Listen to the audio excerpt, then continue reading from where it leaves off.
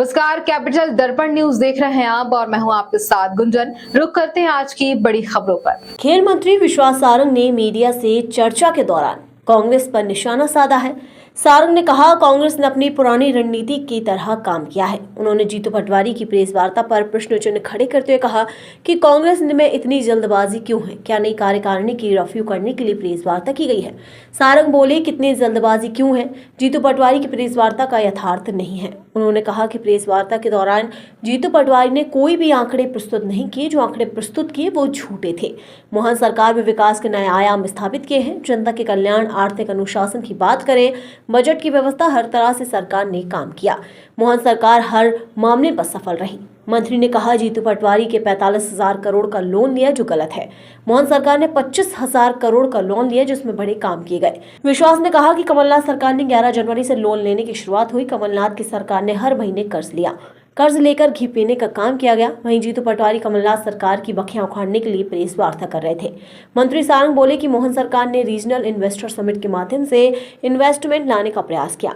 अलग अलग प्रदेशों से सीएम मोहन यादव इन्वेस्टमेंट लेकर आए। विदेश से 78,000 करोड़ रुपए से ज्यादा इन्वेस्टमेंट मिला। इन्वेस्टमेंट युवाओं से जुड़ा होता है। वहीं 4 लाख से ज्यादा युवाओं को लाभ होगा।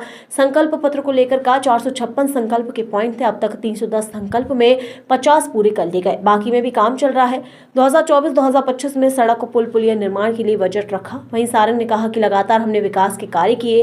कर्नाटक, तेलंगाना, हिमाचल की बात करते सरकारी कर्मचारियों के यहाँ तनख्वाह के लाले पड़े हैं। प्रशासकीय अमले के ट्रांसफर रेगुलर है। उन्होंने कहा कि कानून हाथ में लेने वालों को बख्शा नहीं जाएगा। हर तरह के अपराधों में कमी आई है। 115 करोड़ के अपराधियों की संपत्ति को जब्त किया गया है। एमपी स्वर्णिम बनेगा, ऐसा हमारा प्रयास है।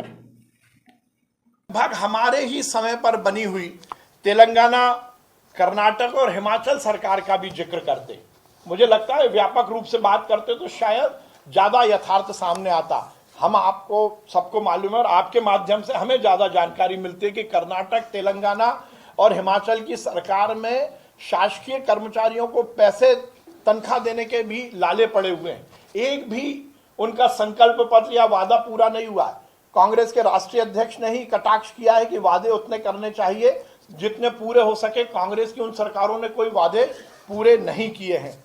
एक बात और की गई है कि मध्य प्रदेश में ट्रांसफर को लेकर बहुत भ्रष्टाचार है। मुझे लगता है फिर ये बात इसीलिए की गई कि वो कमलनाथ सरकार की याद दिलाना चाहते हैं।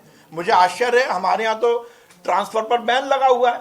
विगत 1 वर्षों से तो मोहन सरकार ने ट्रांसफर पर बैन ही नहीं खोला है, तो कौन से ट्रांसफर की वो बात कर रहे हैं। मुझे आश्चर्य होता है। जो प्रशासकीय अमले का ट्रांसफर है वो तो रेगुलर है, आईएएस आईपीएस का ही अमूमन है, वो तो व्यवस्थाएं बनाने के लिए, पर ट्रांसफर उद्योग खुल गया है।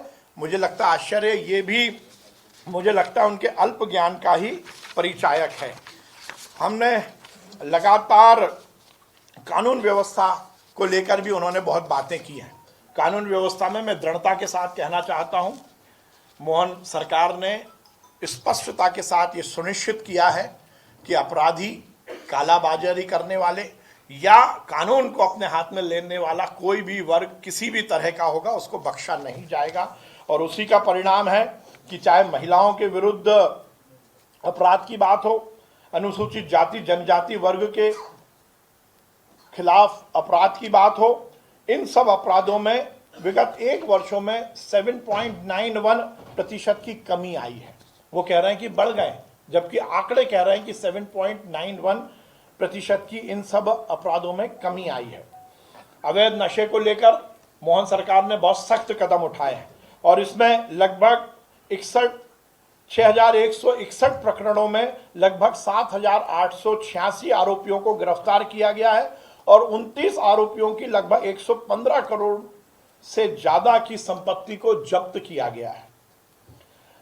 मध्य प्रदेश में लगातार हम विकास और नए कल्याण के आयाम को सुनिश्चित कर रहे हैं और ये हमारा कमिटमेंट है कि हमारी सरकार 5 साल में जो हमारा संकल्प है उसको तो पूरा करेगी ही करेगी। उसके साथ ही आज की खबर में इतना ही। बने रहिए हमारे साथ कैपिटल दर्पण न्यूज पर। नमस्कार।